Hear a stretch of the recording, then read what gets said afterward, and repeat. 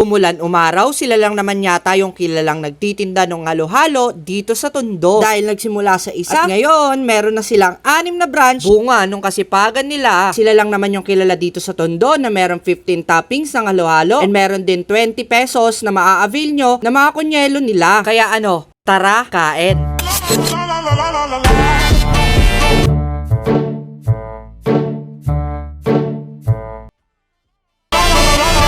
Halo-halo sa Binita, ang pinaka-location na matatagpuan lamang dito sa Victoria Street, corner Binita. 15 pirasong mga laman ng halo-halo yung pwede nyo matikman dito na for as low as 49 to 59 pesos. Naka-unlimited ka ng yelo, unlimited na takal ng yelo, at maraming serving ng gatas na hindi naman magiging cost na marami kang matake na matamis sa katawan mo dahil ito balanse yung lasa, hindi sobrang katamisan. Large na pala yung pinili natin. 59 pesos lamang ito. Meron siyang 15 topping sa loob at meron pang topping sa ibabaw.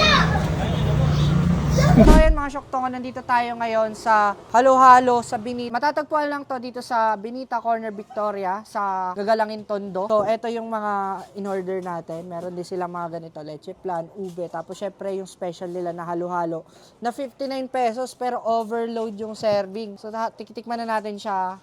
May mangga oh.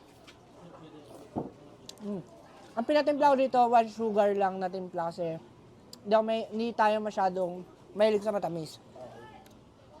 So, eto lang siya guys. Tikman natin yung leche flan. May ube oh. Tapos gatas.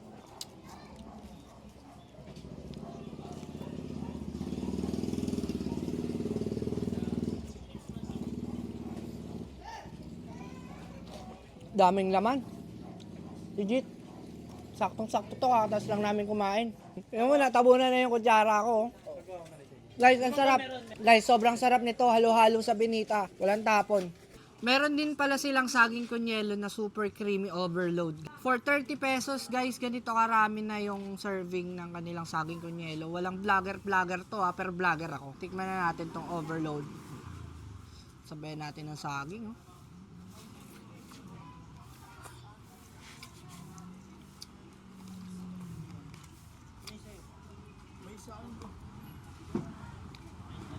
Lemon sabaw.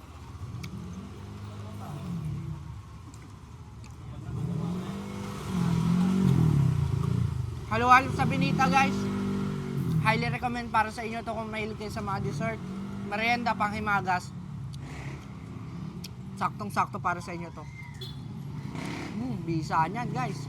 Kaya kung trip nyo kumain ng halo-halo na maraming serving, overload sa gatas, unlimited na supply ng yelo, dito lamang yan sa halo-halo sa Binita.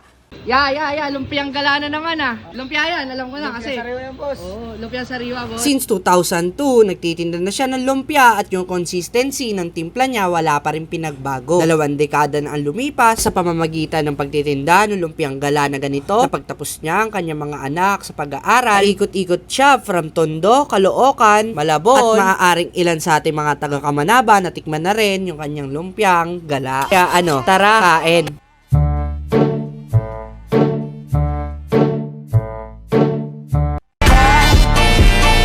Guys, may merienda tayo guys, sa mabilisan lang. Lumpiang gala na naman ah. Saan kayo nag-ikot, bossing? Sa Kaunlaran. Kaunlaran? Tapos dito sa may Kaunlaran, Caloocan, pero madalas kayo sa Tondo? Madalas din dito. Sa Tondo? Papa ko. May mga sticker kayo no, bossing?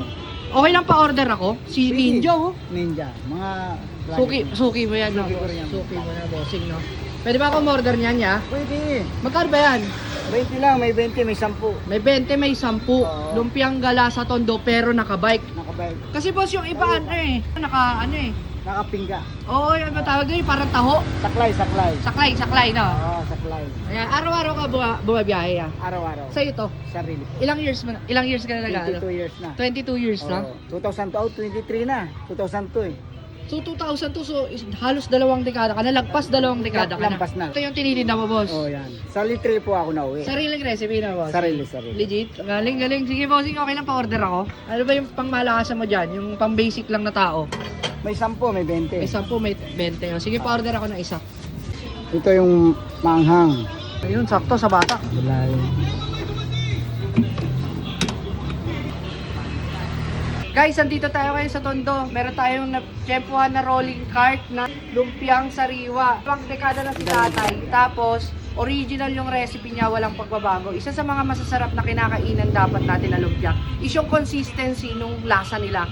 So, ever since nung talagang niya to, consistent yung recipe niya dito, yung lasa, walang pagbabago. Walang pagbabago. Sige, titikman na natin.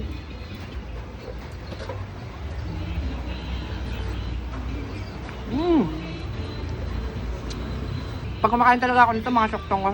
Naalala ko yung mga panahon na ang problema ko lang, wala akong kaagaw sa TV pag manonood ng cartoons, ng anime na, mga Ghost Fighter.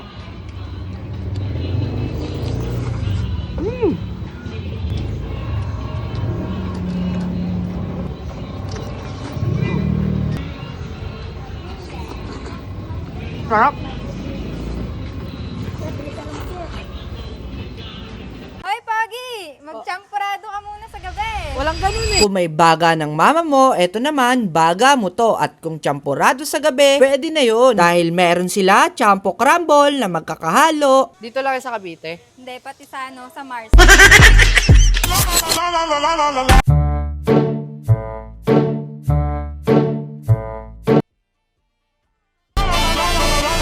Hanap kayo ng FT, tapos gusto niyo magmerienda, meron akong papakita sa inyo. Dito to, located siya sa may Green Gate, dito sa may Save More. Kung makikita niyo, may maliit na main road pala dito. Tapos kung gusto niyo mag-FT, meron dito ang baga mo to. O yan meron siya mga tinitindang ganito. Hoy, Pogi! Magtsampurado ka muna sa gabi. Walang ganun eh. Paalmasal yan, di ba? Pwede rin to pang dinner. Bakit kulay yan, violet? Barney to. Barney. Ito si Ube. Magkano yan? May 40-50. Ano ba yung mga tinitinda nyo bukod sa champurado na may kulay? Meron din akong baga. Baga? Mo to. Ako rin may baga rin ako eh. Oo, baga. Baga. Eto, magkano tong ganito? 40. Dami yung tinitinda May Oo. marshmallow rin yung tinitinda. Kasama ba yan? Ano to, mini pillow? Toppings yan, toppings. Topping sa baga. Toppings sa baga? Kainin mo yun, ha? Pwede ba yun? Oo. Sige nabibila ko, lalagyan ko ng toppings Sige, ha? Sige. Ay, ano naman to? Ito si Hello Kitty. Hello Kitty? Scramble yan. Scramble na flavor. champurado. Ay, ano naman to? Si Kokey. Okay. Oo, okay ka, Kokey. Barney, Hello Kitty, okay. Ikaw? Si cute. No, sige, gusto ko matikman yan para sulit naman yung punta ko dito sa Cavite. Saan siya matatagpuan? Sa ano po, Green Gate, Pastry, Imus Cavite po. Sa likod lang po ni Mr. Cheeky. Champurado nasa baso. Oo, bago to. Dito lang sa Cavite. Hindi, pati sa Mars. Matatagpuan mo rin sa Mars to, be. Hindi lang to pang Cavite, pang Mars. Yun, lalagyan ng harina. Harina to. Ay, harina. Harina. Nanginginig pa. Oo nga eh. Oo, teka, ano yan? Si ano, Barney. Ba't akala ko champurado yung order ka, ba't halo-halo yung ginagawa mo? Para halo-halo na rin yung ng mo sa CR. Okay, sige. Matikman nga yung halo-halo ng Cavite. Bali, meron siyang chocolate na champurado, merong ube, Ube. tapos then meron cheese, strawberry. Strawberry ba yan? Scramble. Oh, strawberry. Pero haluan din siya yan. Yes, ito na.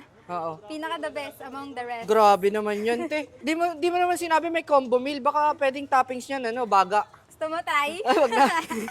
Pwede yun. Sinasabs ng champo crumble. Oo. Ang witty mo, te. Wait lang. Grabe, dami naman yung serving na yan. Porkit vlogger. Kaya nga, wait lang. Gusto mo buksan? Boost na lang natin.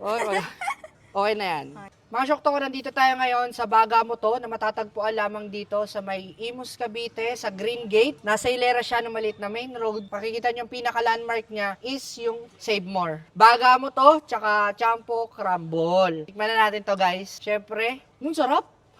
Ang sarap. Ay, wala pa. Yung unang-unang layer, Color pink, si Hello Kitty raw. Dakutin natin hanggang pinakailalim, May gatas tsaka chocolate.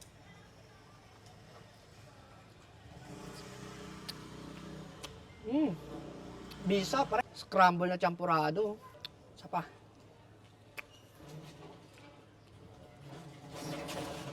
Sarap. Panalo to.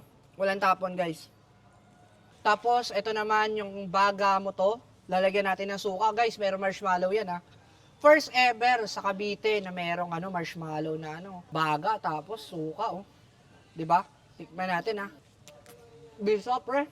Manamis na maalat-alat na maasim-asim. Ang sarap-sarap ng baga mo to.